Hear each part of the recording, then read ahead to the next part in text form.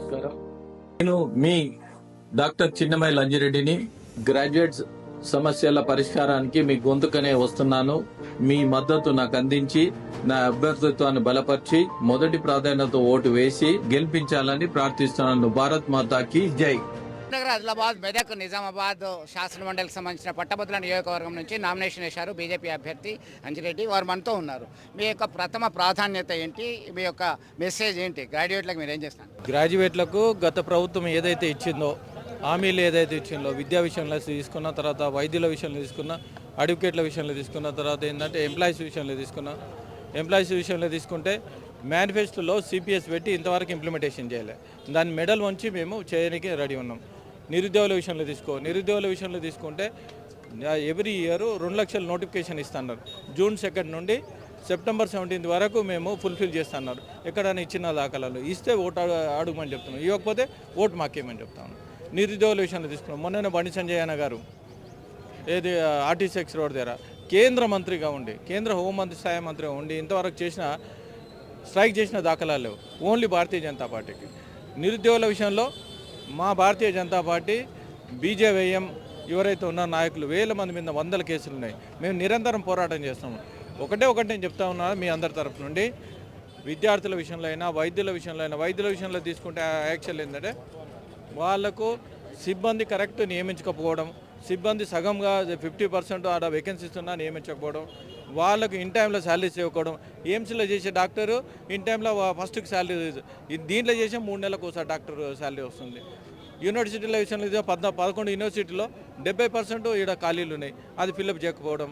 తర్వాత ఏది కాలేజీలకు ఫీజు రియంబర్స్మెంట్ తీసుకుంటే 7,500 కోట్లు ఉన్నాయి. 7,500 కోట్లు ఇంతవరకు ఇవ్వకపోవడంతో కాలేజీలో మేనేజ్మెంట్కు అది శాలరీస్ అది టీచర్స్కు.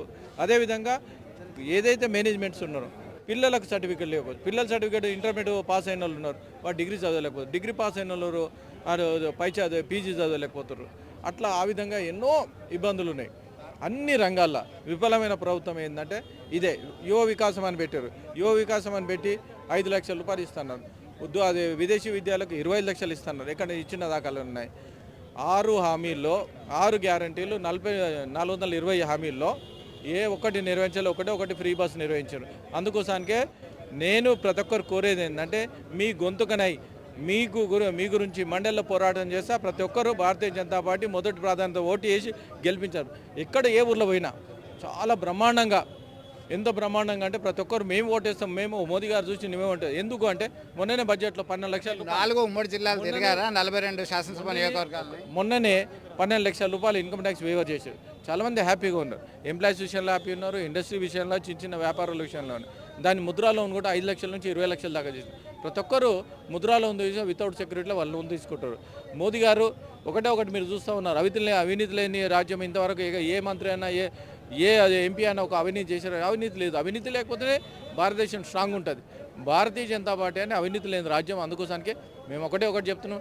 6 పార్లమెంట్లో, 4 ఉమ్మడి జిల్లాల్లో, 13 జిల్లాల్లో, 271 మండలాలు మేము ఆల్రెడీ తిరిగినాం. 500 బూతులు ఉన్నాయి. ఆ బూత్ వైజ్ కూడా మేము కమిటీలు వేసినాం. ప్రతి బూత్లో భారతీయ జనతా పార్టీ చాలా స్ట్రాంగ్గా కమిటీ ఉన్నది. 43 లక్షల మంది సభ్యత్వం జరిగింది. మొన్న ఎంపీ ఎలక్షన్లో కూడా 50%, 41% ఓట్లు రావడం జరిగింది. ఎంత స్ట్రాంగ్ ఉన్నది మనం చూసి అవతల పార్టీ భయపడుతున్నారు తప్ప మిగతా ఏం లేదు. మేము నల్లేరు మీద నడక మా భారతీయ జనతా పార్టీ 100% గెలుస్తూ ఉన్నది. మొదటి ప్రాధాన్యత ఓటు వేసి గెలిపించి వాళ్ళకి బుద్ధి చెప్పాలని నేను తెలియజేస్తాను. సో మొత్తం మీద 4 ఉమ్మడి జిల్లాల్లో ఆయన పర్యటించాను. నిరుద్యోగులకి, పట్టభద్రులకి గొంతుకనైతాను.